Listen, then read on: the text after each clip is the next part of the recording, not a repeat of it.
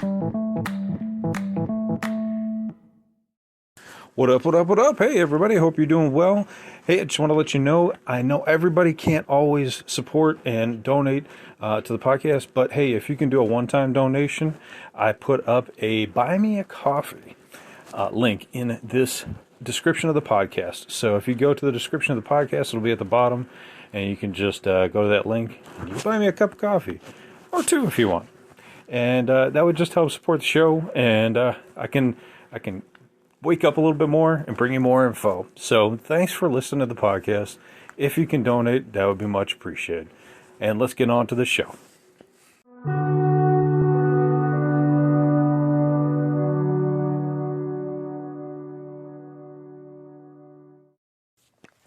What up, what up, what up? Welcome back to Lockdown Universe, home of the bizarre, peculiar, and unheard of stories of UFO legend and paranormal lore. Welcome back, welcome back.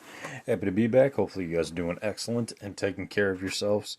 So today I want to talk to you about a really interesting piece of footage that I came across where Corey Goode talks about being part of this interrogation and interception program on the moon. So, okay, some of you may be saying, who the hell is Corey Goode? Corey Goode was part of the Intuitive Empath program where they would take individuals, put them into this 20 and back program, which I'm sure most of you are familiar of, where they would take 20 years of your life, basically put you in indentured servitude, and then age regress you back 20 years at the end of your tour, where you would go out, do your mission, whether it was on Mars, space, on a vessel, or here on Earth. So for Corey, it started off when he was 16, and they knew he was an intuitive empath, and they took him at age 16 and started using him. And in this program, he stated the program was actually on the lunar operating base, the moon, and his official program was called the Intruder, Intercept, and Interrogation program. What that means is this program was based on the moon, and they would intercept any alien ship that would come into the solar system that wasn't supposed to be there. Basically, didn't have a squall call or a squall number, and didn't have the rights to be in the solar system.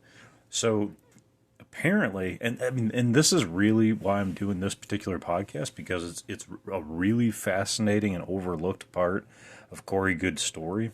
A lot of people talk about, his work with the Dracos, and how he had all kinds of different things happen, but this part gets overlooked. So the Intruder, Intercept, and Interrogation program, what he said this program does is when they bring these ships onto the base on the moon, they interrogate them. Now, a lot of people have seen ships flying in and out of the moon all the time. We have very highly sophisticated photography equipment that can capture this stuff now. You guys know, you guys can see this with those new Nikon, I can't remember what they are, 900s or something like that came out a few years ago. They could capture craters on the moon like bright in the brightest of day. It's incredible. But anyway, so they would take these vessels, they would take the individuals off the vessels. Corey was in charge of communicating with them empathically, intuitively, and telepathically. So his job was to engage with them, find out what their true mission was and their true purpose was, and see if it was legitimate and true to what they were saying. So that's Corey's portion of it. What he said was, these guys, if they didn't fit the mission that they felt, that the Earthlings felt like was a valid mission, they would kick them out. Now here's where it gets really interesting, because then you have to have the power and the force to kick them out of the solar system. Now, to you and me, the everyday Joe, we'd say, well, how on earth would you kick them out? Or how on the moon would you kick them out? With our machine guns? Because those aren't going to be really that forceful of a weapon compared to some spacefaring vehicle from another solar system. So we have to have help. We have to have help from multiple species, most likely.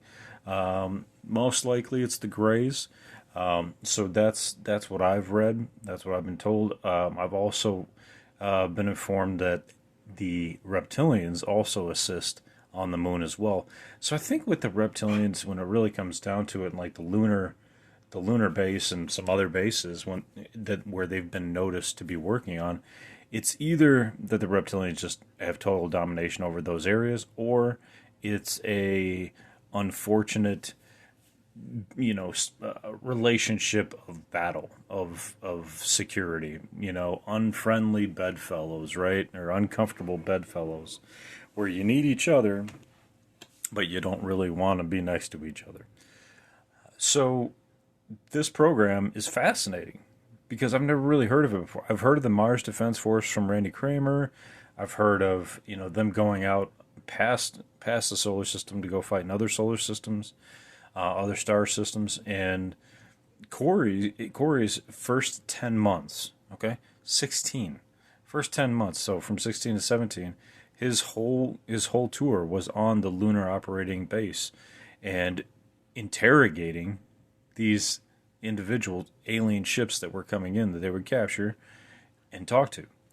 So imagine being 16 years old, talking to some aliens telepathically, empathically, intuitively, whatever you want to call it, and finding out their true mission.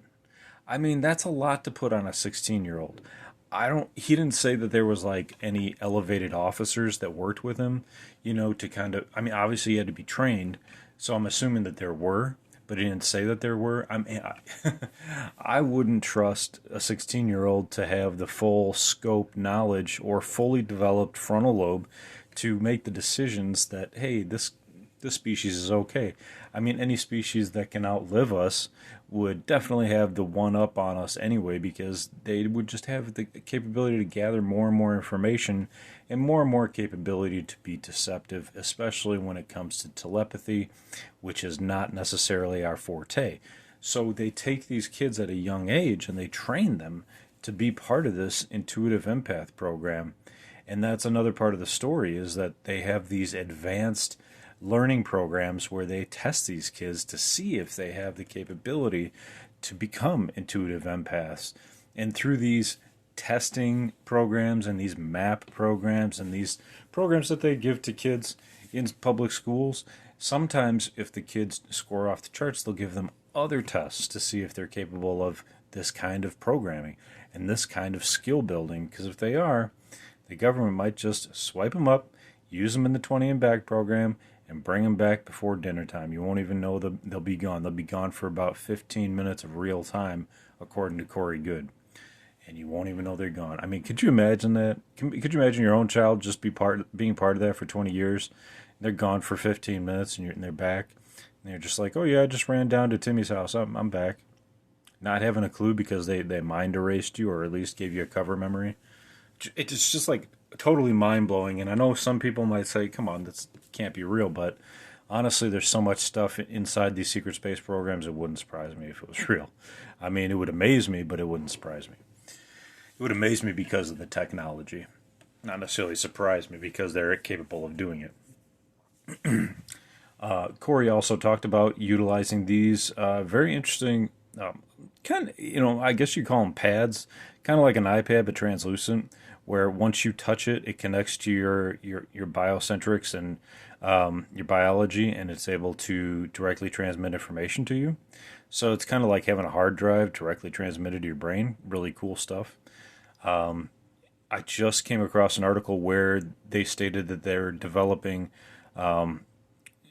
translucent circular discs, where they're able to use these discs and able to then save memory on top of them, so that they're able to utilize it. I mean, there's terabytes and more. I don't know what the next step up is up from terabytes, but this kind of technology is really what it kind of sounds like Corey Good was using with these pads, and they're already using it. So it's really fascinating.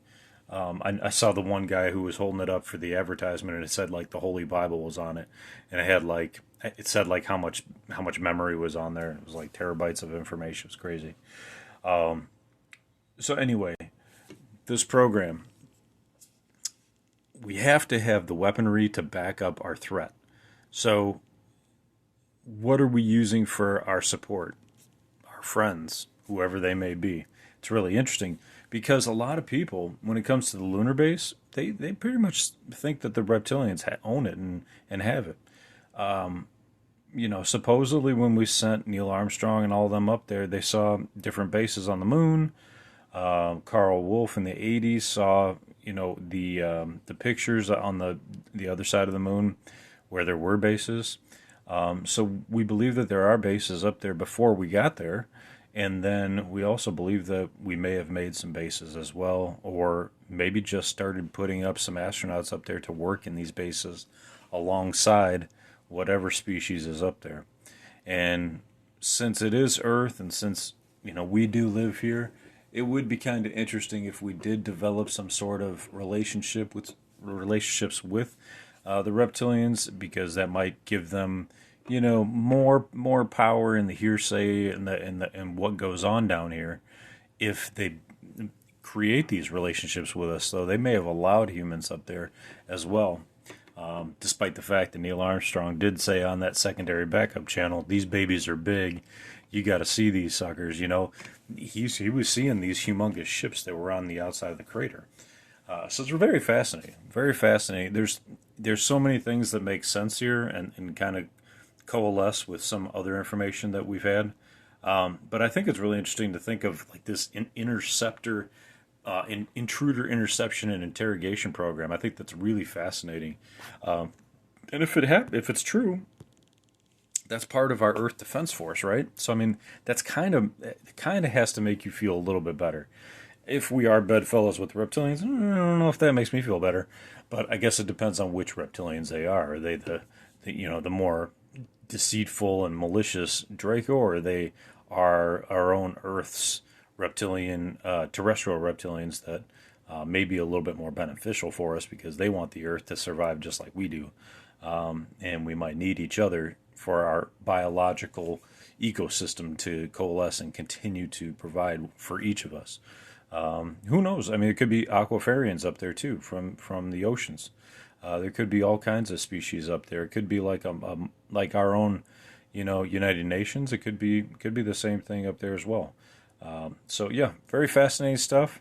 Just wanted to bring it to you. It's just another little nibble of the programs that we're getting access to and getting information about, and it's fun to speculate minimally, but generally speaking, I try to stay to what is told from the horse's mouth. So anyway, guys, I hope you guys are having a fantastic day, are taking care of yourself spiritually, physically, emotionally, following through in your hobbies and your goals and your dreams. And I'll bring you another great podcast coming up tonight because I want to make sure that I'm sticking on a schedule and bringing you guys updated info as it comes in. So take care of yourselves, guys, tonight, and enjoy. Question Universe, as always. Lockdown Universe out.